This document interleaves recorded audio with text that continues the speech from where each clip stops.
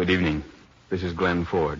Everything in your life and everything in mine changed about a year ago when the first atomic bomb fell. These changes have to do not only with war, but also with peace. Right now, we are facing the great decision of what to do about the control of atomic energy. A more abundant world than we've ever known lies ahead for us if man is wise enough to banish the threat of the atom and put atomic energy to work for him. The world ahead is ours for the making. The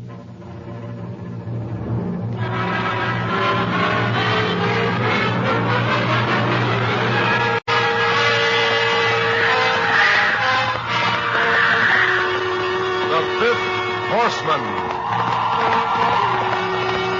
4 horsemen rode across the land, and their names were War, Pestilence, Famine, Death. And to these now is added a 5th horseman, the threat of the atom.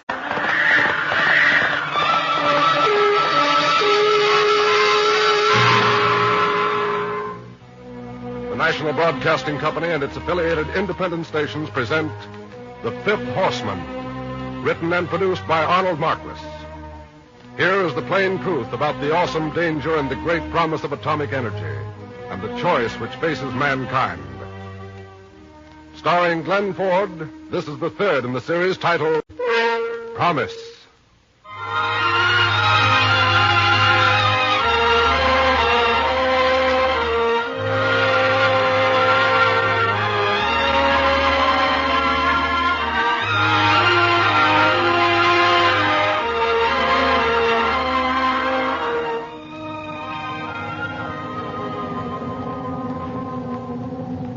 First thing I remember was the droning.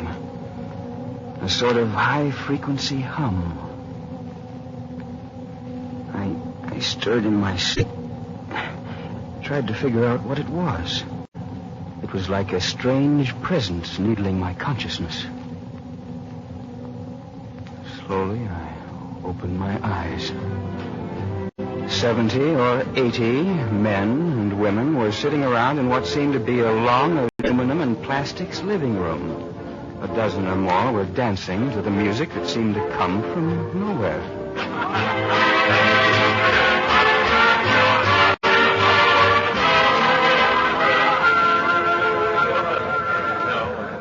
I discovered I was seated in a deep sofa. There was a woman beside me. Suddenly, she turned toward the window and inadvertently touched me. Oh. She drew away from me. Oh, I didn't see you. I didn't know. I wasn't aware that anybody was here. I just looked at her. I hadn't seen you aboard. Aboard? You get to know most of the passengers. I looked out of the window. Sky. When I looked back, she was looking me over out of the corner of her eye. Where is your destination? I don't know. Oh. She smiled to cover her bewilderment. I tried to piece together the meaning of what she had said. I must have stared at her in my confusion. When my attention switched back to her, she was studying me only as a woman can do when she speaks of How other long things. were you in Central Asia? I've never been to Central Asia. She looked at me. All at once, I realized how different I looked from all the other men there. Will you excuse me, please? She got up, crossed the room, and disappeared through the door at the far end. I looked out of the window. I saw the horizon, the sky, and the sea far, far under us. I was flying in the stratosphere over the ocean.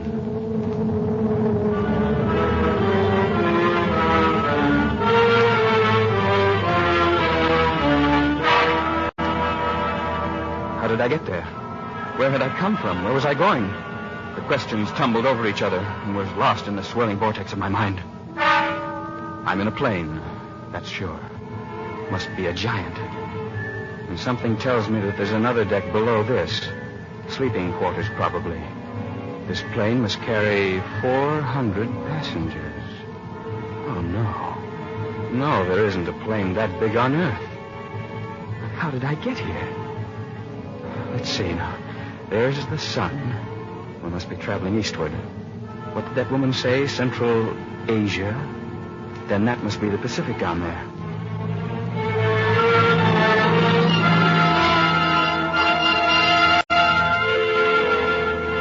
An official came directly to me.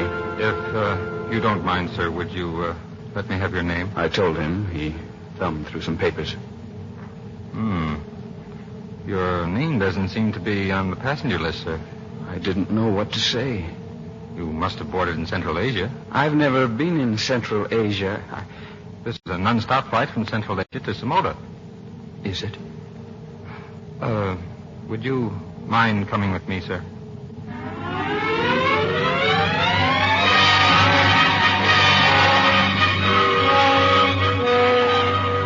They asked me all the usual questions. You must have some means of identification. Yes, I do. I do. I took out my billfold.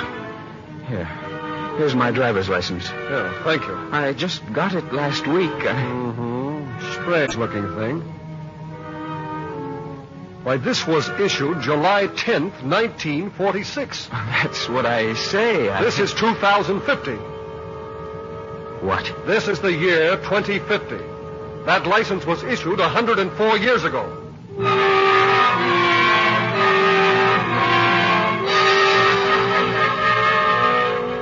2050? The thought stunned me. What had happened to my family, my home, my friends? And how did I get here? How did I get here? 2050? 2050? Oh, no. No, that was incredible. In about 2 hours, we'll be in Samoda. Samoda? What is... Where is Samoda? The captain looked at the first officer. That's a little like asking where is Adamville, the big atomic community in Alaska, or the desert city in North Africa. Atomic communities? Samoda was the first, you know. That's the reason for the big centennial they're now preparing. The 100th anniversary? Yes, that's what they're getting ready to celebrate. The 100th anniversary of the founding of Samoda. Most of our passengers from the atomic communities in Central Asia are en route to Samoda for the celebration. The people on this ship? All those men and women I saw in the living room, the club room? Yes. They live in Central Asia? Yes. They have everything in Central Asia that Samoda has. A matter of fact, many of them originally came from Samoda. They're coming back for a homecoming. Where is Samoda? Where? In North America. The first officer looked at the captain. Samoda is an atomic community of some millions. The biggest atomic community in North America, larger than the one in the Yukon. The Yukon? You mean up in Alaska? On the border of Alaska, yes, up there in the northwest, around the richest nickel ores in the world. They have big industrial plants there. But the climate of Samoda is much more pleasant, and this is the reason for Samoda's great popularity. Just as people once flocked to California, they have for the past 80 years been flocking to Samoda. But where is Samoda? It seems a little strange to meet somebody who doesn't know. But the community of Samoda is situated in what is still called by tradition the Great American Desert. Most of it is now fertile green land due to atomic power which made large-scale irrigation possible.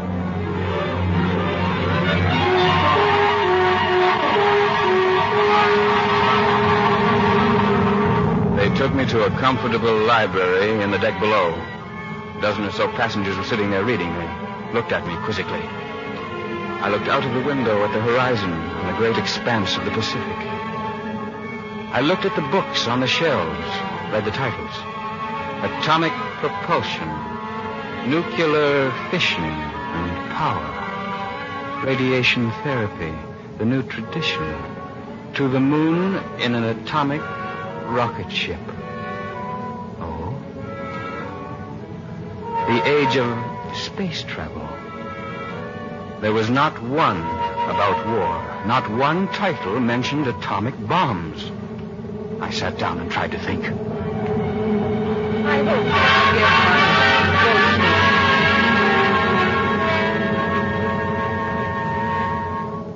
I hope you'll forgive my gaucheness. The young woman I'd sat next to in the living room above was there in the library. Her name was Starr. I was so startled that So was I. When you said you'd never been to Central Asia. Yes. Yes. Are you going to Samoda? That's my home. I'll be so glad to get back. I've I've never been to Samota. Where have you been? Were you born in Samota? Yes. So were my parents and my grandparents. But my great-grandparents were immigrants. They came from New York. They never did like the crowded city. And when Samota was first laid out in the desert, they were among the first ones to come out there and settle. You see, great-grandfather was one of the men who worked on that atomic bomb. Your great-grandfather? Yes. In a small way, he was a laboratory assistant in that place in New Mexico when they made the first bomb. That's why he had so much faith in Samota. Most people at that time, back about 1950, didn't realize what could be done with atomic energy. There's no place like it today. It's green and lush. I like it better than the atomic communities in Central Asia and Central Australia. You haven't been there, I suppose. No, I haven't. Well, where are you from? I'm from Racine, Wisconsin. Oh, yes. I'll bet atomic energy changed that town. All the factories. And... Yes. Now, about Samota, you said it was green and lush, eh? It is. The big pumping stations are run by atomic power, so there's plenty of water. Well, where does the water come from? They pump it up from under the desert. Oh. The fruits and vegetables are wonderful. Of course, my brother always raves about the mangoes and coconuts he gets up in the Yukon. But I notice when he comes home weekends, he eats as much of our Samota fruits and vegetables as I do. Mangoes and coconuts in the Yukon? They grow everything up there. Those big hothouses. Oh, listen. San Francisco. 9 cases of the same strange sickness that has been reported from New York have been discovered here in San Francisco. All medical facilities have been mobilized to prevent the outbreak from becoming an epidemic. Will you excuse me, please? Well, of course. I'm going to my stateroom to talk to my folks in Samota.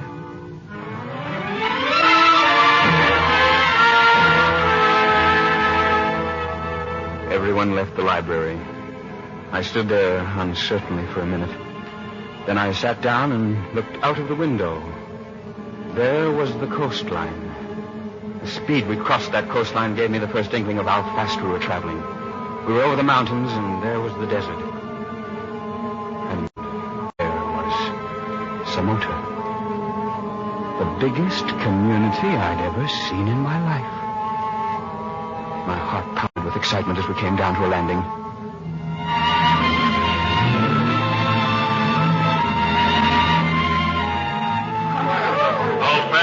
This way, please, into the reception center. This way, please, into the reception center.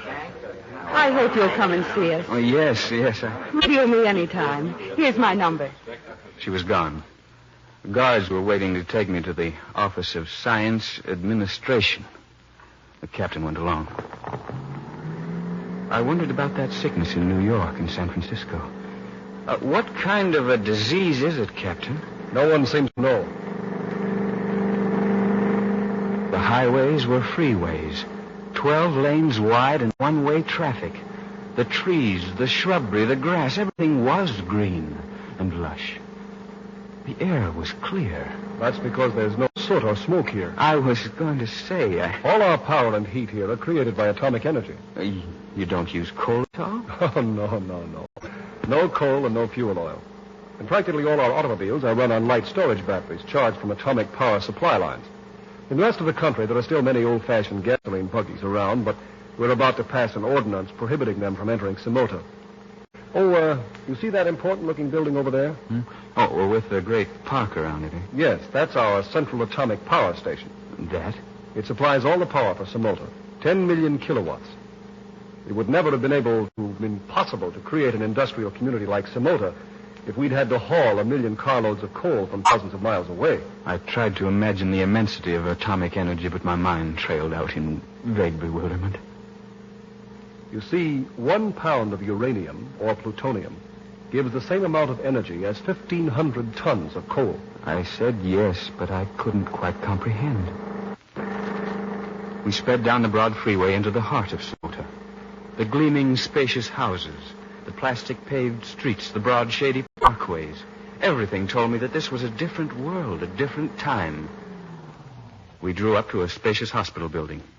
They examined me with strange medical equipment, then took me to the office of the head doctor. You seem to be all right. But we have one concern about you. You're afraid that I might have brought in that disease, eh? Frankly, yes. It's moving inland from both coasts. And since we cannot seem to find out where you came from, it will be necessary to keep you under observation for a few days. If you don't mind.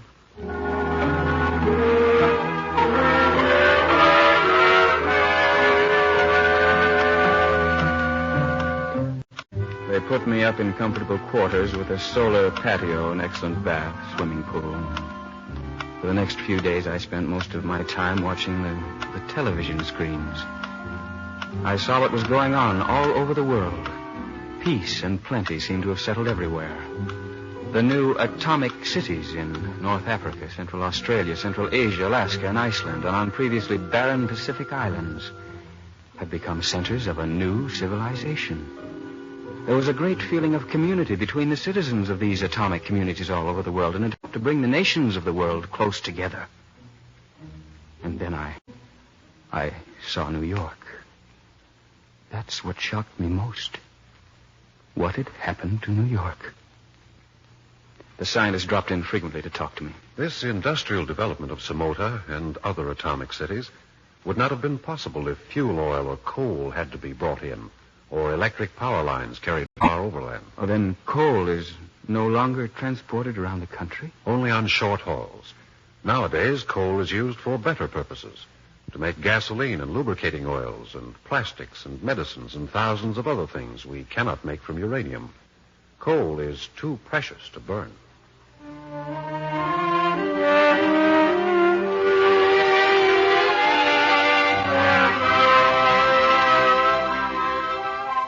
A few days later, when they released me, I began to realize how the world had changed, how new abundance had brought new ease and freedom of living and goodwill among nations.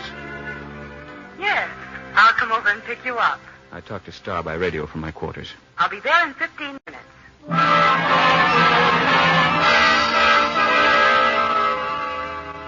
We drove through the community, and I felt like a child being taken uptown for the first time in his life. Everything looked bright and prosperous, designed for free and magnificent living. We drove out to one of the great bauxite mines, Loomis smelting works. You act as if you've never seen anything like this in your life. They refine the bauxite right here when they mine it? Well, of course. It seemed incredible. I remember how they used to mine the bauxite in one continent and haul it across half the world to be refined into aluminum where there was cheap water power. They do this with all ores? Of course. They even extract uranium from the pitch blende ore and make plutonium right at the place it's mined, up at Great Bear Lake. And then they fly it in small amounts to all the places it's used, here and all the other places. And all the power here in Samota comes from that uranium? Yes. That and plutonium. You know something? No, what? I don't know whether to believe you or not.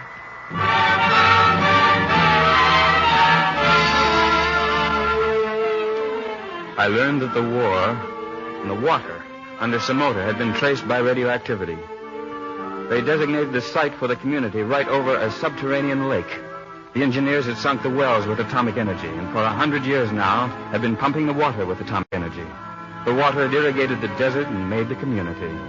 The impact of it all bewildered me.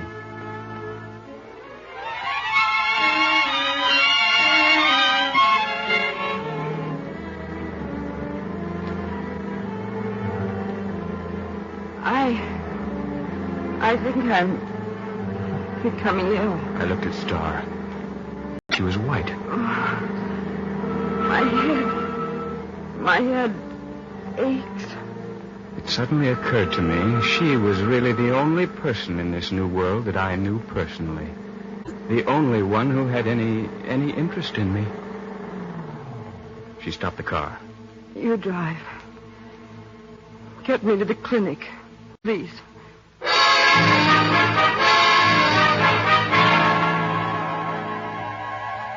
She has the same thing that the others have. The others? We have 72 cases here, all developed in the last 12 hours. Is it the same thing they have in New York and San Francisco? Yes, and throughout the rest of the country. The epidemic moved inland from both coasts. Well, what is it? First, the medical authorities in New York thought that it was a recurrence of a virus epidemic that had raged 90 years ago. Now, we're not so sure. The death toll from the epidemic is mounting. Thousands have died in New York, Washington, Cincinnati, Dallas, Chicago, Seattle, Los Angeles, and San Francisco. I offered to help in the clinic. I worked from dawn to dark. More and more victims were brought in with high fever, cramps, and paralysis. Some of them died. I wondered about Star. She's just the same as the others. That's all I could find out.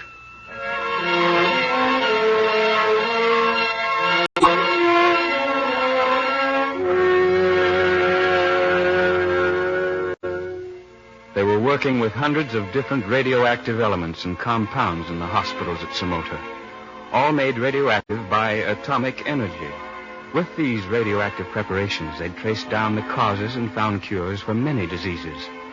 And when the sheep on the ranges outside Samota had mysteriously died, they had traced the deaths with these isotopes to contamination in the grass, and then to a contaminated well many miles away.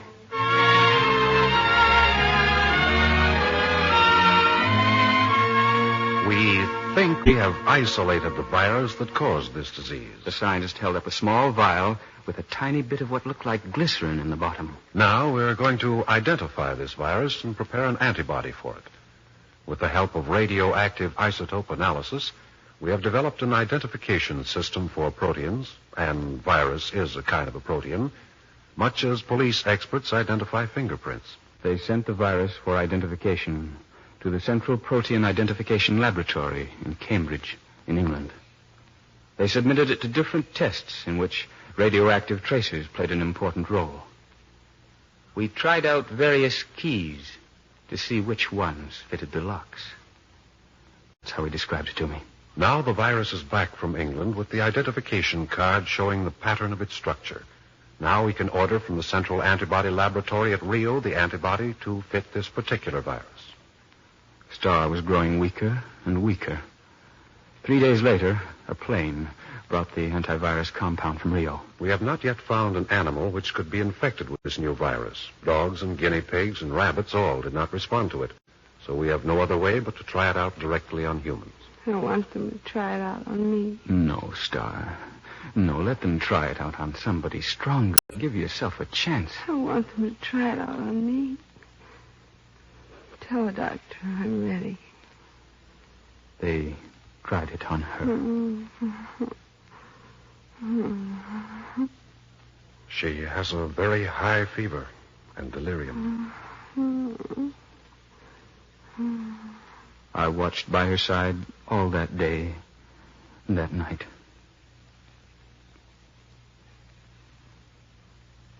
Hello. Hello, Star. I think she's past the crisis.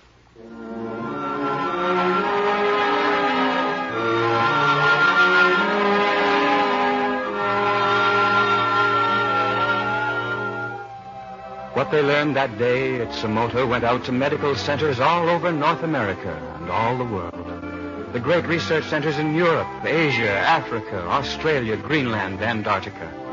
All knew about it within an hour. As new discoveries were made, they were immediately radioed to all the other research centers of the world.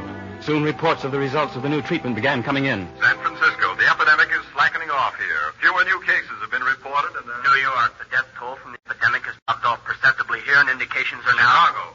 No new cases have developed, and the death rate has returned almost to normal with a few cases. By the end of the week, there was not one new case in Samota. I sat down and reflected at what had happened. An epidemic had endangered North America, and the science of the entire world had joined forces to overcome it. And now, Samota could go ahead with its centennial. For weeks, I'd been so busy, I hadn't thought of what had happened to my world, the world of 1946. And suddenly all this unreality became unbearable. It couldn't be true. It couldn't all this. It couldn't. Where are you going? Star came in. I'm going to leave. Where are you going? Well, I don't know. But I'm going to get away. Leave me? Yes. She stood there and watched me as I walked to the door. Goodbye, Star. Goodbye. I went out into the moonlight, got into the car they'd let me use. I'd send the money back for it when I... What was I talking about? How could I send money back? I pulled away down the broad freeway out of Samota.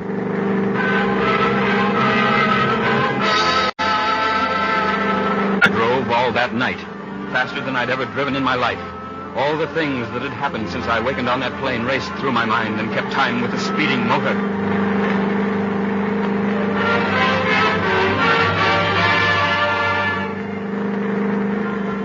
As dawn came, I began to get the feeling that I was in a familiar country. I seemed to remember having been on that road before. What it was, I didn't know. But I knew I'd come that way before. The road that turns the mountains in the distance. By the time the sun was up, I was wetting my lips and driving faster, trying to get to someplace I knew. I slowed down for a big turn, and all of a sudden, there it was. Boulder Dam. Boulder Dam. That's what it was. I'd been there many times. There was the sign. What had happened to it? It was abandoned. It was filled with mud. It was falling into ruin. And then I remembered that this mighty structure had generated only 1 million kilowatts of power, only 1/10 of one amount of power that was generated in that little atomic powerhouse in Samota. And so it had become obsolete. It stood there like the forlorn vestige of a world long since gone.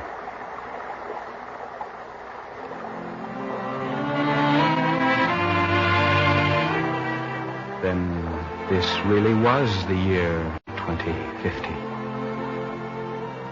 I wondered what happened to the world of 1946. The nations must have gotten together somehow and prevented atomic energy from being used for war. But how did they do it? Then I remembered what I had seen. In the streets of Samota, there were several young Chinese, Spaniards, and Russians wearing gold badges with the letters ADA, and suddenly it struck me. That must mean Atomic Development Authority, the plan for international control that there was so much talk about back in 1946. It must have gone through. This was a new world. In the age of the atom. I knew then that I could never go back to the world of 1946. The only person I really knew in this world was Star. Oh, I got into the car and drove slowly back to Samota.